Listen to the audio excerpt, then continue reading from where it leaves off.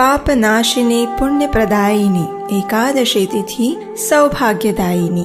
मनुष्य के सभी पूर्व पाप कर्मों को भस्म कर देने वाली कोई एक अग्नि है तो वो है भगवान श्री हरि की प्रिय एकादशी तिथि। ये तिथि भगवान को इतनी प्रिय है कि भगवान स्वयं ये वचन देते हुए कहते हैं कि जो भी व्यक्ति मुझे प्रिय इस एकादशी तिथि का श्रद्धा और नियम पूर्वक पालन करेगा उसे मैं परम उच्च आध्यात्मिक गति प्रदान करूँगा। इस व्रत का पालन करने वाला मनुष्य अपने सभी पूर्व पाप कर्मों से तो मुक्त हो ही जाता है, अपितु इस एकादशी तिथि में मनुष्य को जन्म मृत्यु के चक्र से मुक्ति प्रदान करने की भी क्षमता है। ऐसी पवित्र एकादशी तिथि अगर चातुर्मास जैसे मंगलमय समय में आए तो उसका महत्व और भी बढ़ जाता है। और ऐसी सबसे महत्वपूर्ण एकादशी जो कि बस कुछ ही दिनों में आने वाली है वो है चातुर्मास के भाद्रपद मास के शुक्ल पक्ष में आने वाली पार्श्व एकादशी। इस एकादशी को वामन एकादशी और जयंती एकादशी के नाम से भी जाना जाता है क्योंकि इसके अगले दिन भगवान वामन देव का आविर्भाव हुआ था। इस एकादशी का एक और नाम है परिवर्तिनी एकादशी क्योंकि चातुर्मास के 4 मास के दौरान यही वो समय है जब योग निद्रा में शयन कर रहे भगवान विष्णु अपनी करवट बदलते हैं और इसलिए इस एकादशी को परिवर्तिनी एकादशी के नाम से भी जाना जाता है। इस बार भी आने वाली पार्श्व या परिवर्तिनी एकादशी की निश्चित तिथि और तारीख को लेकर कुछ भ्रम फैले हुए हैं, तो हम आपके इन सभी संशयों का स्पष्टीकरण करेंगे और आखिर कौन से दिन इस एकादशी का पालन करना चाहिए ये भी बताएंगे। तो भाद्रपद मास के शुक्ल पक्ष में आने वाली पार्श्व एकादशी का पालन हम करेंगे 26 सितंबर 2023 मंगलवार के दिन।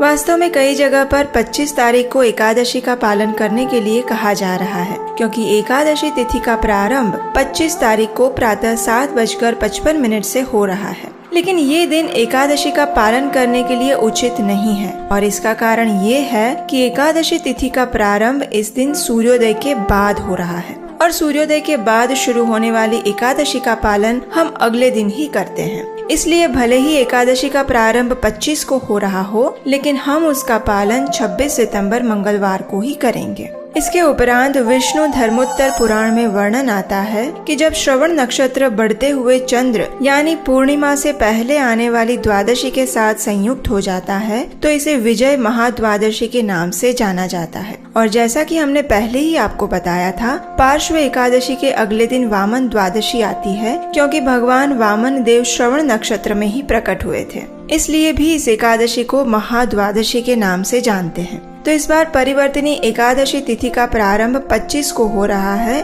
प्रातः 7:55 से और वो समाप्त होगी 26 सितंबर को प्रातः 5 बजे। और क्योंकि ये महाद्वादशी है इसलिए इस एकादशी व्रत का पालन हम करेंगे 26 सितंबर मंगलवार के दिन। इस दिन प्रातः ब्रह्म मुहूर्त का समय है 4:41 और सूर्योदय होगा 6:17 पर। अगले दिन इस व्रत का पारण हम करेंगे प्रातः 6:17 से लेकर 10:17 के बीच में। इस बार एकादशी और द्वादशी का एक साथ संयोग हो रहा है, इसलिए भी हम इस बार एकादशी का पालन 26 सितंबर को कर रहे हैं क्योंकि जब एकादशी दशमी या द्वादशी से मिश्रित हो तो उसका पालन हम एक दिन बाद द्वादशी के दिन ही करते हैं। तो आशा है कि अब एकादशी को लेकर आपके संशय समाप्त हो गए होंगे और अब आप समझ ही गए होंगे कि इस बार आने वाली एकादशी का पालन हम करेंगे 26 सितंबर मंगलवार के दिन। ये एकादशी अत्यंत विशेष है और इसके मुख्य 3 कारण हैं। पहला तो ये कि ये एकादशी चातुर्मास के पवित्र समय में आ रही है।